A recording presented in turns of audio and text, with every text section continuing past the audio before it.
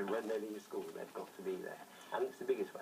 That's the biggest way. Dr. Chris, what's your view on this? Parents engaging their children? Now, like Peter just said, it's very, very clear that if you support the child from home, it's impossible for that child to stray. One. Two, you already have aspirations for that child that is communicated to the child informally. So if the school was to lower his aspiration or to want to compromise that aspiration, that child is up to say, no, it's our family tradition to always go to university, or it's our family belief that every single child can achieve.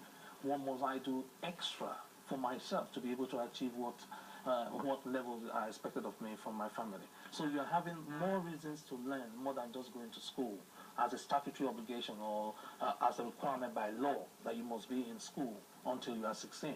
You're not in school because you're under 16, you're in school because you want to be a lawyer, because you want to be a doctor, because you want to achieve this. So you have targets already set for you at home, and that will then drive whatever you do in school.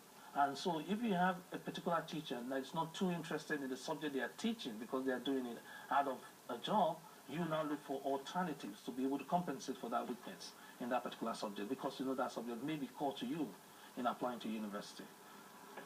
I'll come back to the issue of faith schools. Now, people might want to ask, what's the difference between a free school and a faith school? Well, I mean, a faith school exists anyway. Any denominational school is a faith school. The difference between a faith school and a faith-free school is that a free school will be a new school. By definition, it will be a community who want to establish a school. And if it's a faith-based community, then it may be that we have a vibrant church within an area where the parents feel dissatisfied with the level of education in the other schools. And that level, the education, of course, is much broader than are they achieving good English, science, maths results, because it may be that their children are.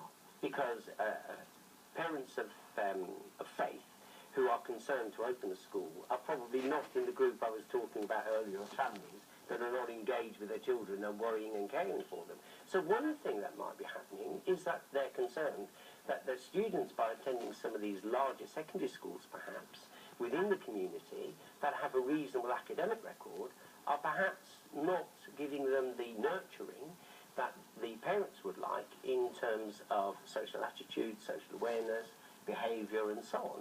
And they may feel that their children are being exposed to social values and mores which are not in line with their faith-based principles.